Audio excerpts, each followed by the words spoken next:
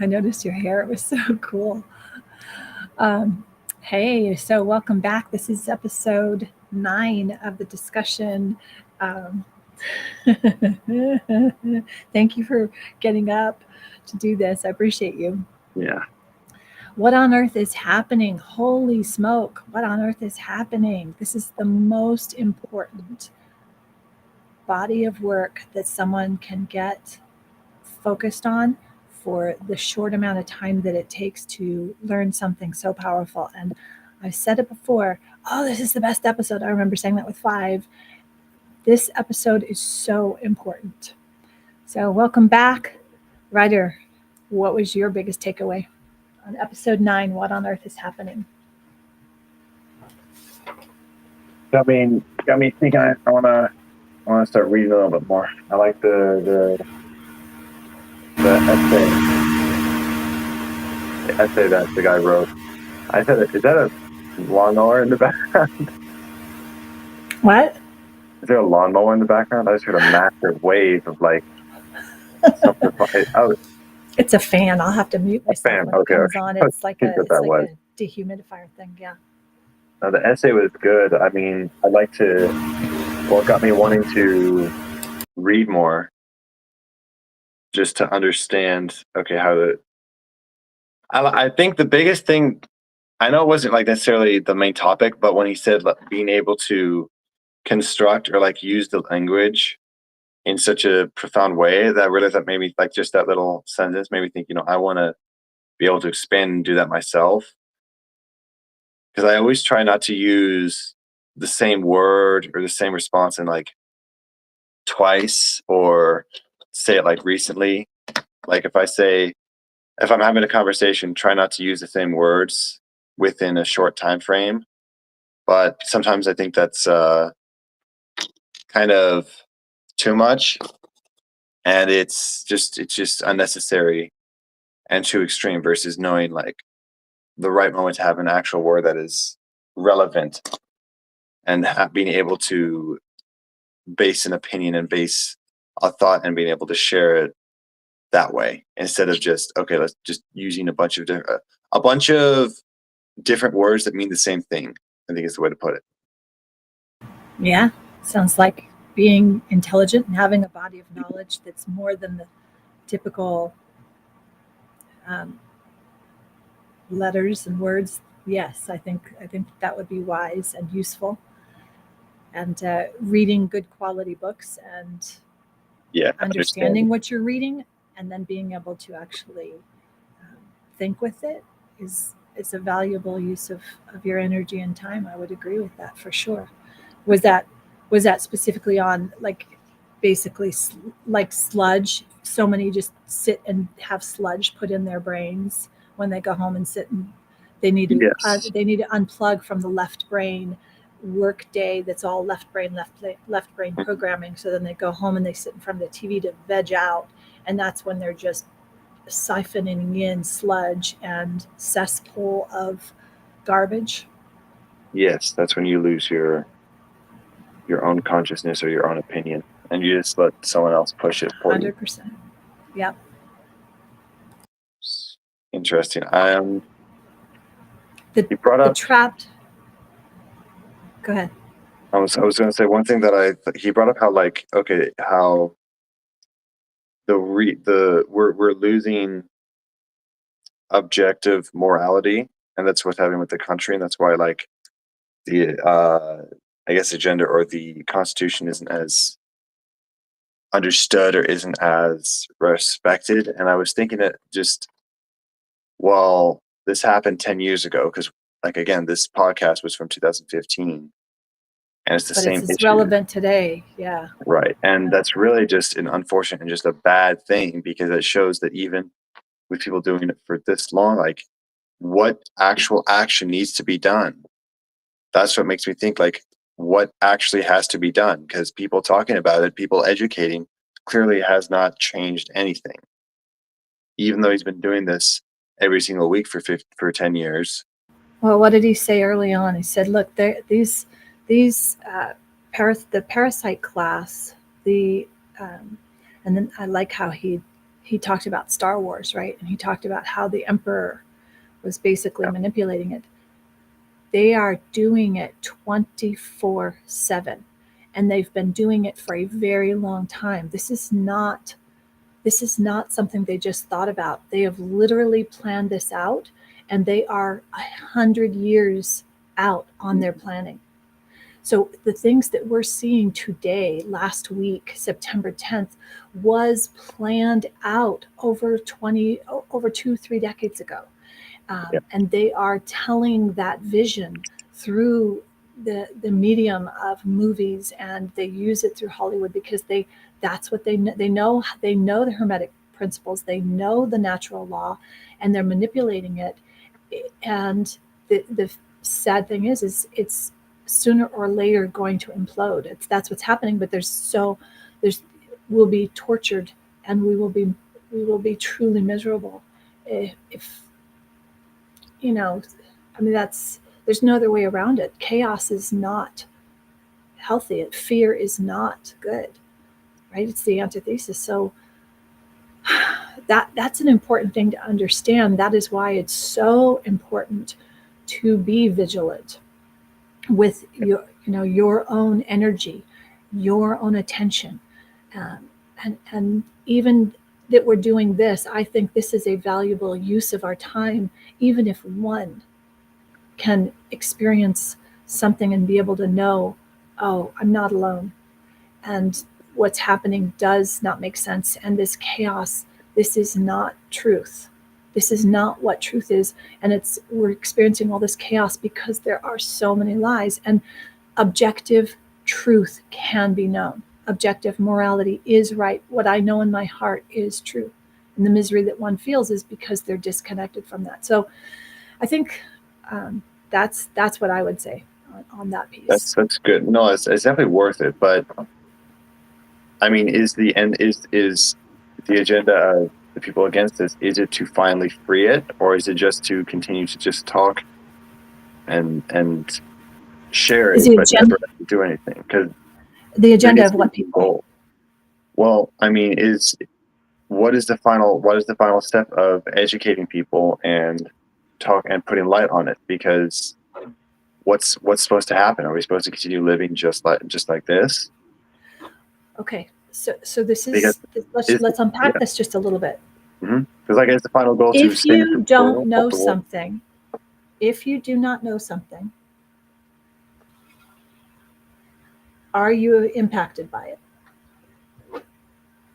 Of course, if I don't know what gravity is, I'm still going to be impacted by it. Exactly. So what's happening is your consciousness, the collective consciousness, has been hijacked through this left brain imbalance and then the right brain propaganda machine from some body of parasite class that have strategically worked and are strategically working through this process. The only way to turn this around is for an individual themselves to see the truth. So it is about speaking up. It is about speaking up the truth, speaking the truth in as many ways as possible. Just saying there is objective reality. Truth can be known. Because in that moment, you've just opened the door for someone for that. Let's go back to the quantum field, for that potential to explode. So all of a sudden, that moment of energy can be observed differently. And that's one observation or collective consciousness that can shift. And that's what we have to do, is have a collective consciousness shift. So I think that's a lot of what, you can hear that, and there's a spiritual awakening, there's a conscious awakening, these types of things. I think what Mark Passio has always been trying to do is to help an individual see for themselves through the lens of what world view is doing. As intellectual as I was prior to starting to listen to the podcasts a year ago, or 14 months ago now, I had a very imbalanced brain. I was very logistical. I had a lot of training on that, very focused on hierarchical leadership, was trained in that. And then also the right brain healing and yoga and all of that. It was never integrated. It was never in harmony. I wanted to. I was trying to figure out, how do I do that? But both sides of my training were completely not. So I created Yogalogy based on me trying to bring my yoga, very dogmatic in the 80s, Pilates controlology, not so effective, and then the Tai Chi, dogmatic ideas separated into something in harmony. And so I know that's what I have been naturally gravitating towards, is creating that harmony. And I would put it out little pieces. So the amount of understanding that I've come to have, and therefore every individual that I am impacting now, is now positively impacted because of my more knowledge. So to me, even though he did this episode 10 years ago, that I could avail myself of it and listen to it, and now this is the second, maybe third time I've listened to it. And then you and I having a discussion about this, to me, that does change the trajectory of the collective consciousness. So maybe in this moment, we're not affecting 2025, but we could be affecting and impacting 2035, 2055, through 3055, because of this moment here right now of shining some truth on things. You're really, really low. I don't know if they put the phones on. Does that make sense? That makes sense, but that feels like it's just going back to the same idea that we've already kind of debunked, because that's still passive. There's nothing active there. And yes, that is good to share the consciousness and to have the conversation. But as much as we are doing, there is definitely much more being pushed against it. So what would you propose?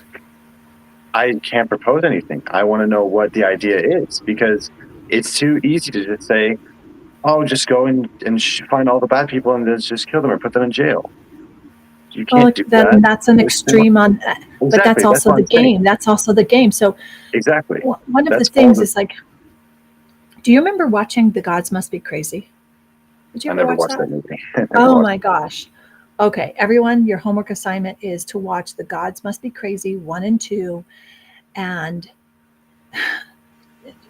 yeah. So watch that and realize, if all you have is this framework of thinking, alarm goes off at 10 a.m., 8 a.m. I need to get up and work. At 10 a.m. I do this. At 10:15 I take a break. At 11 o'clock I do my exercises. At 3 o'clock I do this. At 5, you're in a patterned recognition left-brained imbalance. If you just shifted from that and started moving in harmony, that right there alone would be impactful, no? Impactful to yourself, and then impactful to maybe a few people around you. But I'm saying, I'm talking about the entire, okay, not even just America, but just the idea that there's so much, like everywhere in the world, there's so much, not just loss, but there's so much disconnection, so much anguish. Okay. This is super important. Where are you getting that data? That everywhere in the world there's so much disconnection? I didn't say everywhere, but that there's, because I have a lot of connections with people who lived in other countries and who have family in other countries, and talking about how, okay, right, it's controlled. I'll say that, like, it's controlled. It's very controlled. It's very, there's just not very, okay, I'll give an example. So I was talking with two people who went to a place in the Middle East for a tournament, and then they came in and they told me about the story about how like you could see people would go there with the like who lived there, and as their passports would be taken away, and then they would just be forced to work there as a quote unquote slave, like for minimum wage, just because you could see it happen. You could see them taking you could see the police taking their passports away, and then just making them a slave, basically, to have to work at like the hotels that were there or the cabs. And it's not even just that. It's more like with how I hear your frustration. I hear it. And the one thing that I will say on that is we've got hierarchical order followers. Yeah, the hierarchy. They are immoral. It's 100% immoral. Can we solve that problem right here in this moment? No, definitely not in this moment. But that's why I want to know, what is the idea to, because that's what the founding fathers did with the king and trying to come up with a better solution against the crown. That's what they did with the Constitution, with the original presidential elections, when it, like before, it was like anybody, realistically anybody who had one of the things that Passio said in this one especially is he talked about it was a republic. It should have stopped with the Declaration of Independence instead of going to make it a government, because the moment they did that, that's when it was that it was of the people. It was on the people, right? But that's what I mean. That's what I was saying. Like the original founding fathers, what they did, right? What they like originally, it was they just wanted peace. They wanted to have they wanted peace, moral, based on love, based on morality, based on truth, based on freedom. Yeah, based on the human right, like your very your simple, human rights. very simple. So, and this country was very wealthy. It was quickly becoming very wealthy because we as a continent had our own money. We were making our own. Right. That's why Britain was making a lot from it. So it was like they wanted more of it. They're like, why is that country getting rich? Why? No. And that's why the war happened. But Benjamin Franklin told. Yes, that's why. So like they went to Ben war. Franklin's autobiography. If you want to read a good book and you haven't read it yet, read Benjamin Franklin's autobiography. Okay. You know, read Thomas Jefferson's work. Read this. You know, those were part of unit studies we looked at. But from this perspective, read it from that perspective and understand what they were doing. They were willing to fight. They were willing to fight. And that's the thing is, I don't see that. But they also lived a life. They lived their life. They lived their life. Ben Franklin was constantly creating, constantly doing something. Yes. Thomas Jefferson was doing the same thing, and he never was there. I mean, it's did they have blind spots? Clearly. That's why I wanted to. Well, yeah, they couldn't see the future, and of course, there were people even then who still wanted to just take over and control. Mm-hmm. But the question was, what I wanted to know was, so they went to war for it. They went to war and they fought for it. I don't think it would be possible to do that now. If a war happened, that would be that. There's not really sides. You can't fight for it anymore. Well, so there is a war going on right now. That's a war for your attention. Yes, it's a different war. But the question is, how do you win that? How do you? What do you mean? How do you win that? You choose what. You choose what. Okay. You choose what you put out, and you choose what you take in. What are you taking in, day out? What's your dad taking in, day out? What are the people around you taking in, day in? So that's the question, because there are plenty of people who if we're really saying that they are genuinely, like they're good people, they're not inherently bad, then how do you get them to choose? Because there are people who I've met who will never change because they're happy and content with, like they never will. It would be impossible for them. It would be scary for them, and then they would just be unhappy. And it is sad, and it hurts my soul and my heart deeply. And that is why me as a mom right now am speaking to you. Yeah. I'm doing this because I know how quickly one can get sucked into that trap. And I'm vigilant with myself every day because there is a war going on. Every single moment we're being manipulated. There was the grandest illusion performed and perpetrated on the population in this soil and across the world, and people fell for it hook, line, and sinker. And they went and did their vigils, and they unfriended each other. I mean, just ludicrous, because they can't think for themselves. They are taking in the sludge and the performances. I am an actress. I'm a journeyman actress, and I love performing and doing acting.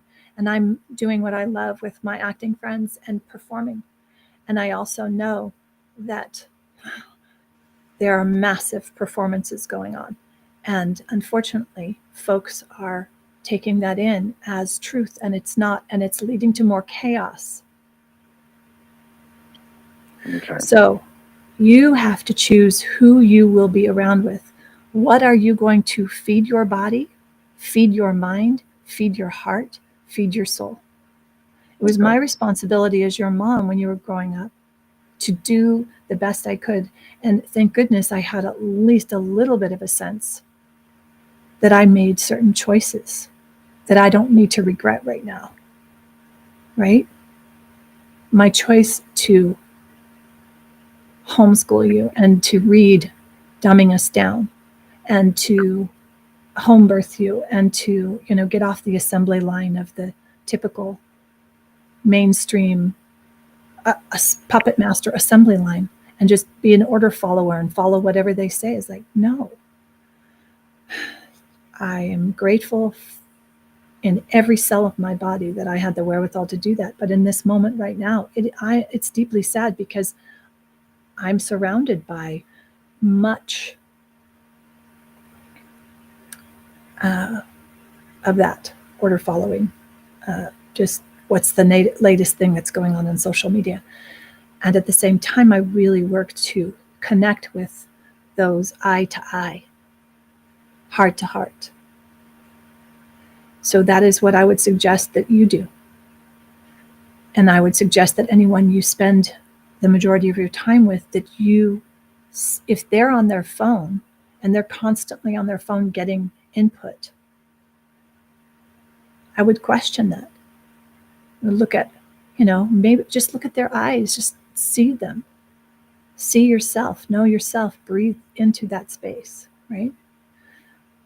But don't take it all on. You can't take it on. Okay. You're not your role, right? You're a fencer. You fence. Right. Not what I am. Yeah. It's not who I am. Exactly. I should say. Not what or who or how. You do things, you're expressing your skills and your abilities through fencing and through piano and through violin and through communication and through kindness and through your heart and through harmony, a balanced intellect, a balanced wisdom, balanced care. And you move forward each day with that. And you lead your day every day and you come back to that. And that's the practice. And it's sometimes a moment-to-moment practice, and sometimes it's really hard. Mm-hmm. And those that have enough free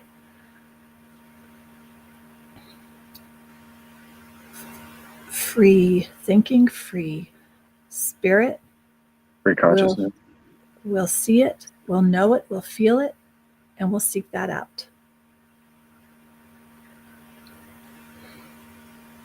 And then we collaborate and we co-create and we create a consciousness that is better. I'll ask this then, because that's good and the community driven, but do you think it's possible then for the whole world to be shifted like this, or is it only ever going to be small community? Because that seems like it's the better option anyway. Because if you have to start again. Yes, and. Right? In our perspectives, as a man or a woman, in these perspectives, we have this lens. We don't have the whole, we're not exterior to it. We're in this identity you have your identity, we're in this, and so our view is still from this. How much time are you spending in nature? Someday, well, what do you consider nature? Is it outside, like at a park? What do you consider as nature? 2-3 hours in. Every few days, 2-3 hours outside. So, yeah, standing on the beach, standing in the mountains, just breathing that in, observing, just totally getting into that. There's a concept. Actually, there's a couple of great books I would suggest also. Stolen Focus. I think Johann Hari wrote it. Very worth your time. I would say Mihai Csikszentmihalyi, flow is really important. Okay. And then knowing, because our brains are on the screens, and you're on your phone, so even just having those flickering, that is really hard on the brain, and so the brain's going to seek out balance, right? That's why you go out and you sit and just look off far at the forest, or look far off in the trees. You've got that reservoir walk behind you guys, that you can go spend time in nature and do that. And I think that's really, really important, right? Passio's talking about what you're feeding your body, and he's talking about daily meditation. I mean, these are definitely tools. I know his shadow work seminar is coming up on the 22nd of November. And, I do my own shadow work every day. It's something that, like, even right now, this is part of this, of dealing with how do we come back into harmony with ourselves when we know and are seeing the violation of natural law, of moral law every day. I'm seeing it and dealing with that in my own family of origin, with my brother, and how he can't see at all. And then my mom saying things that are just completely lies and completely not factual, and yet they're projecting this, like, wow, that's amazing. That's just amazing to me. And it hurts my heart, but I have to then go and walk and be in nature and know what is true. So what is true? This is without becoming completely hopeless. But this is like a blink, where this is a blink. This is a moment. So all I can do is be here now in this moment. You be here right now in this moment, and we look at what can we bring further into truth in this moment, right? There was a couple of other things that I remember he talked about in this episode. He talked about education and how the current education system is a conformity. It is not thinking, it's that you're going in to conform. Right, you're doing the same thing as everybody else, no matter who you are, what you are, how smart you are. Yeah, and so once you start to see all these pieces, you can start to then see how everything, even from someone's career or even on social media, you see the carefully curated conformity going on, the conformity to, you just start to see it. And when you see it a little bit longer and you sit with it and you be with it, it starts to unravel itself. So it's not a quick fix, sweetie. It's not, as much as I want it is, it's a process, right? So I would take that question that you asked, what do we do?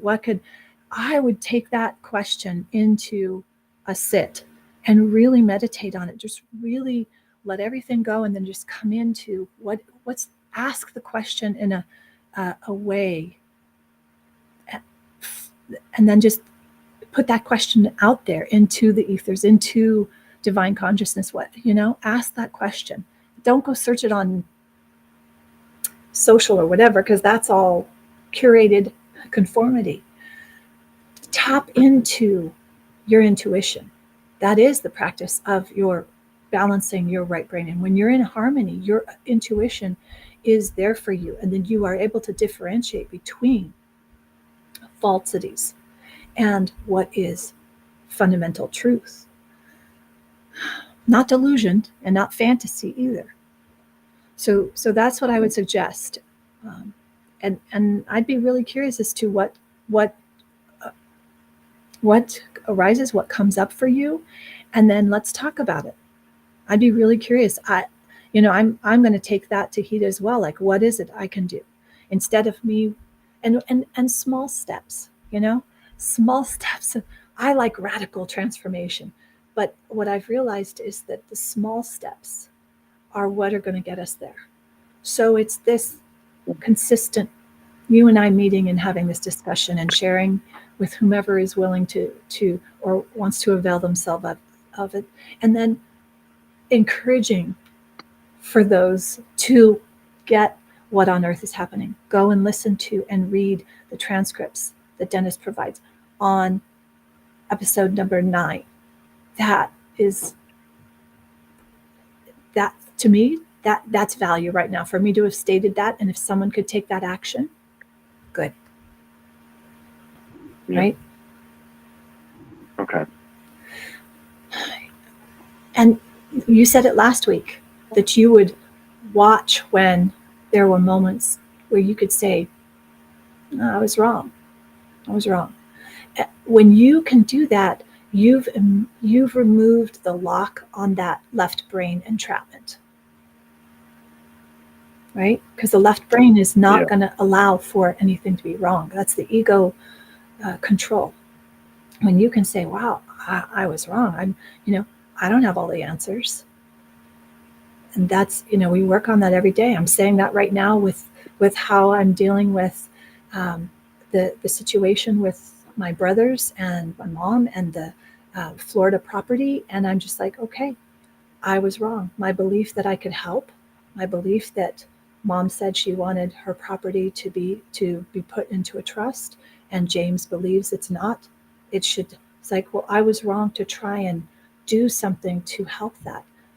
I was wrong, and I can let that go and know that ultimately what I fight for in my own, with my own breath, with my own connection with my sons, with my own connection to life and everyday moment to moment, is I'm seeking truth, objective morality, and I'm willing to feel into everything.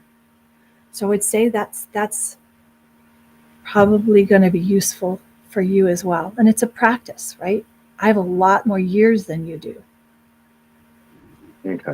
You're around a lot more culturally diverse folks who travel. Fix your phone so that I'm not just looking at you.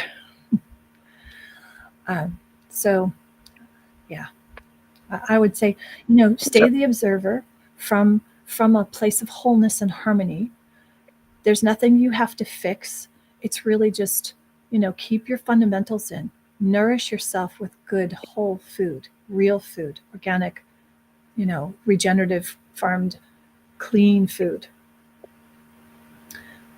Right? Sleep, care for yourself. Be very mindful what you put in your mind and what you allow to take up your attention.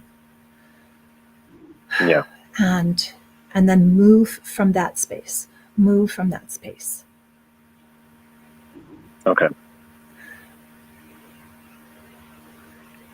That's good. What else? And then just take that question into the sit and look at what is it that would most be valuable for you to be able to contribute, if that's what you want to do, or the question that you asked. I'm going to go back and really look at that question and find out for yourself, what is the question that I need? How can I ask this question? Because if we are, it's the quality of our questions, right? That's going to determine our answers. So we can say, well, he did this 10 years ago, and why isn't it working? Why aren't people changing? That's kind of it's not even that. It's just what the end goal is. Just because, Okay. the I end mean, goal? it's What's a the key end thing. goal? Right. What What's is the the end end in goal? what's with the end in mind? It used to be mindset. Freedom for everyone. Mindset, I guess. Like So survival pure, was the end goal that I bought into. That was the left brain, Mhm. Scientology. It's survival. We're trying to survive. We're just trying to survive. So it was all about materialism and surviving as themselves. The ego, left brain, survival and materialism, over and over and over again. That is that's what we are living in. That's why there's such chaos, because that is not Yeah. truth. That is not truth. We are spiritual beings. Your role as a fencer is a role of an experience. It's something you are here experiencing, right?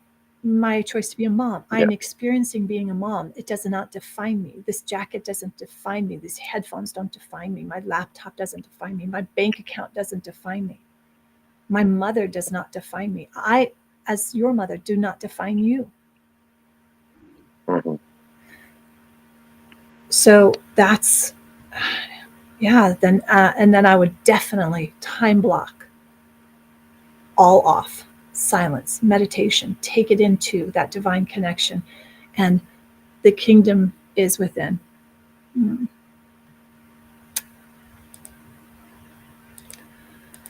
All right. Well, it looks like he's off, and we need to end anyway. So I'm going to say, listen to podcast episode 9. Let us know what was your biggest takeaway